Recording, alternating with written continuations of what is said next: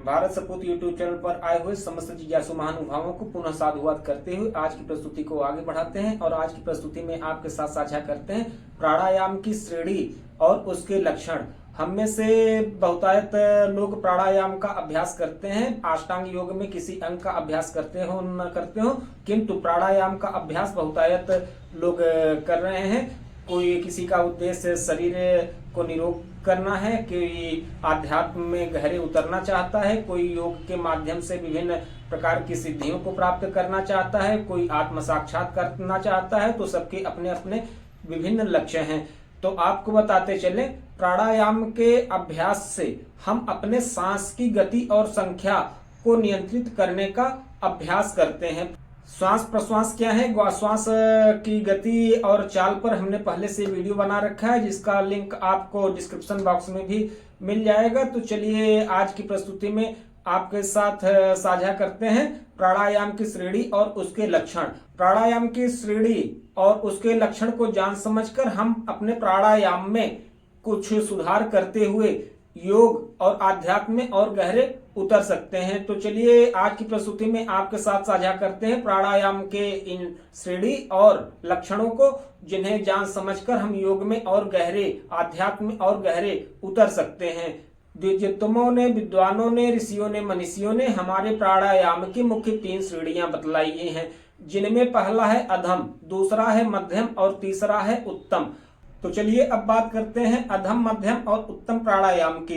इन्हें कैसे जानना चाहिए कि हमारा प्राणायाम किस श्रेणी का है, अधम श्रेणी का है, मध्यम श्रेणी का है अथवा उत्तम श्रेणी का है। किन लक्षणों के माध्यम से हम अपने प्राणायाम की श्रेणी को जान समझ सकते हैं। तो सबसे पहले बात करते हैं अधम प्राणायाम की। तो सबसे पहले अधम प्राणायाम को ही निकृष्ट प्राणायाम कहा जाता है। अधम प्राणायाम 12 मात्राओं और एक उद्घात से युक्त होता है। जब योगाभ्यासी प्राणायाम करते समय 12 मात्रा और एक उद्घात करे तो यह अधम प्राणायाम कहलाता है।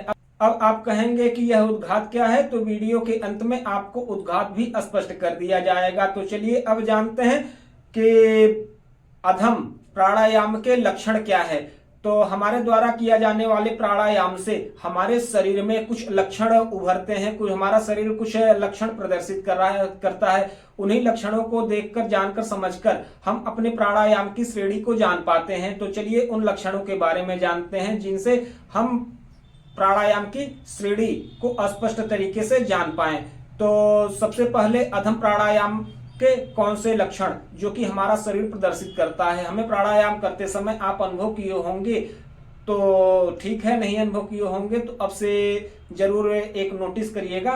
प्राणायाम करते हुए जब शरीर से मेद और पसीना निकलने लगे तो यह अधम प्राणायाम का ही लक्षण है। किंतु विशेष ध्यान आप यह दीजिएगा कि प्राणायाम करते समय जब कभी भी शरीर से पसीना निकले तो उसे कपड़े से ना पोंछें, उसे निथारे ना, क्योंकि वह हमारे शरीर की ऊर्जा है, हमारे शरीर का ही बल है जो कि पसीने के रूप में बाहर आया हुआ है। न उसे यूं ही नष्ट ना करें, उसे अपने शरीर में मार्जन करें, अभिप्राय उसका मालिश कर दें अपने शरीर में ही। इससे आप पाएंगे कि आपकी ऊर्जा शरीर में बनी रहेगी। यह एक रक्षा कवच की तरह इस शरीर की रक्षा करेगा। बीपी, शुगर आदि इस शरीर में कभी भी प्रवेश नहीं कर पाएंगे। जिन किसी भी व्यक्ति को बीपी आदि की समस्या बनी हुई है तो वो जब कभी भी कोई व्यायाम अथवा योग प्राणायाम करें तो इस व्यायाम अथवा योग प्राणायाम के दौरान शरीर से उत्पन्न पसीने को शरीर में ही मार्जन करके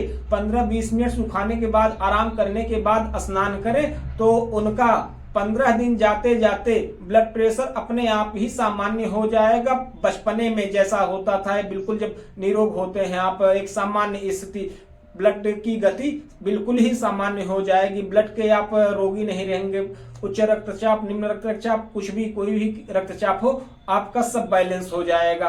तो चलिए अब बात करते हैं मध्यम प्राणायाम की। मध्यम प्राणायाम 2 उद्घातों और 24 मात्राओं से युक्त होता है। उद्घात तो हम अंत में बताएंगे ही, और मात्राओं के लिए किसी अन्य वीडियो में उसे भी स्पष्ट कर देंगे अगर आपकी जिज्ञासा रही तो चलिए अब बात करते हैं मध्यम प्राणायाम की। मध्यम प्राणायाम 2 उद्घातों और 24 मात्राओं से युक्त होता है। जिसका लक्षण जो कि हमारा शरीर प्रदर्शित करता है, उसमें आप महसूस करेंगे कि एक अवस्था प्राणायाम करते करते आप जब थोड़ा सा प्राणायाम में दृढ़ता दिखाएंगे तो ऐसी अवस्था में आपको एक स्थिति महसूस होगा कि हमारे शरीर के अंग प्रत्यंग में एक कंपन की स्थिति उत्पन्न हो जा रही, हाथ की उंगलियों में एक कंपन आ रहा है, नाखून के पोर से लेके अंग प्रत्यंग कहीं भी सर आदि में भी एक चुनचुनाहट झंझनाहट सा आप फील करेंगे, एक अंग जैसे फड़कता है, कुछ ऐसी स्थितियों को आप नोटिस करेंगे। यही मध्यम प्राणायाम के लक्षण हैं। मध्यम प्राणायाम के बाद आता है उत्तम प्राणायाम। उत्तम प्राणायाम 3 उद्घातों और 36 मात्राओं से युक्त होता है।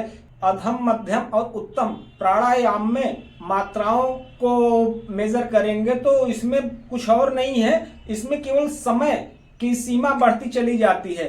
तो जिन्हें हमारे ऋषियों मनीषियों ने एक व्यवस्थित तरीके से मात्रा युक्त किया है, तो उन्हीं मात्राओं के माध्यम से उतने समय तक उस एक श्वास की अवस्था में स्थित रहने की प्रक्रिया ही मात्रा कहलाती है। अगर आपकी जिज्ञासा बनी तो हम इन मात्राओं को किसी अन्य प्रस्तुति में विस्तार से पूरे साविधि एक प्रैक्टिकली एक वीडियो ही बना के आपके साथ साझा कर देंगे, लेकिन आज की प्रस्तुति में सिर्फ और सिर्फ इसी विषय पे रहते हैं कि प्राणायाम की श्रेणी और उसके लक्षण क्या हैं, जिन्हें जान समझकर हम योग और आध्यात्म में और गहरे उतर पाएं।